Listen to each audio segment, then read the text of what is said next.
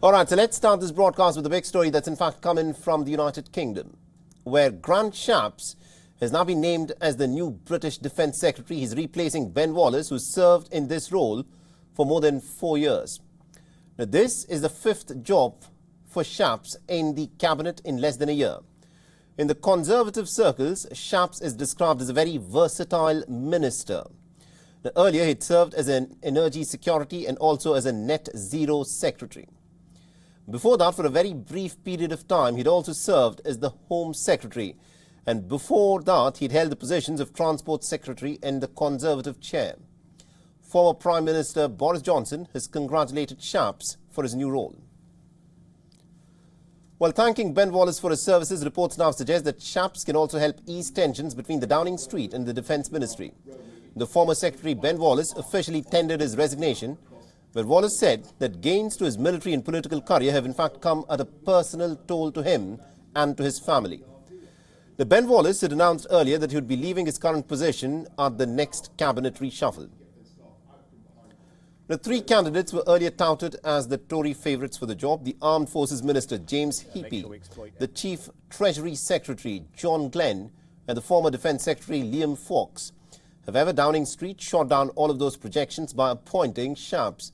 One of the biggest challenges for Shapps, apart from taking the government into confidence, is to increase the defence budget. And it will be about maintaining the United Kingdom's strong relations with Ukraine. The United Kingdom has been a staunch ally for Ukraine since Russia invaded the country in February last year.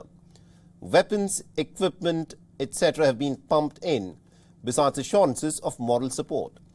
Now, Shapps also needs to be ready with a policy for protecting the United Kingdom's interests in the Pacific.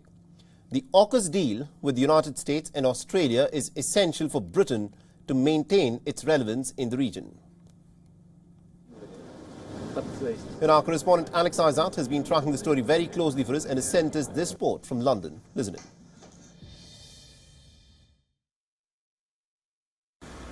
Many people expected today to have a bigger reshuffle within the cabinet. So far, we do know that Grant Shapps is taking over as Defence Secretary from Ben Wallace, and his old role as Energy and Net Zero may well be taken over by Claire Contino. Now, Grant Shapps will be taking the position from Ben Wallace, who has held the position for the last number of years and has a lot of praise as he leaves the position and leaves his seat as it's no longer available during the next general election. What will Grant Shapps bring? He hasn't done anything to do with security previously, but he is a great orator and he is great at making speeches and defending Prime Minister. So no doubt he will be in a better position as we head towards the next general election next year. This is Alex Izat reporting from London for WION. World is One. WION is now available in your country. Download the app now and get all the news on the move.